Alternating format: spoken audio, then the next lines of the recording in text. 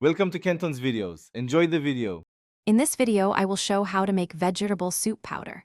First, gather your favorite fresh vegetables such as carrots, spinach, and tomatoes. Ensure they are firm and free from blemishes. Thoroughly wash and clean all produce to eliminate any dirt or residues. Then, chop them into small, uniform pieces, ideally about 1/4 inch thick, to ensure they dry evenly and efficiently. This initial preparation is crucial for a high-quality soup powder. Next, it's time to dry your prepared vegetables. You can use a food dehydrator set to 125 degrees Fahrenheit or a low oven setting. Arrange the vegetable pieces in a single layer on trays, ensuring good air circulation. This step is vital to prevent mold and achieve a long shelf life.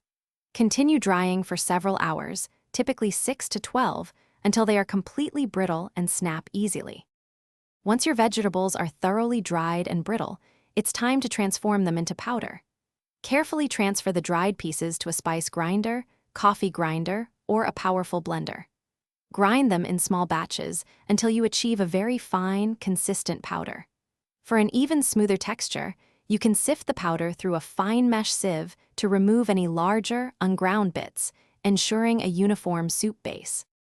Finally, proper storage is key to maintaining the freshness and potency of your homemade vegetable soup powder.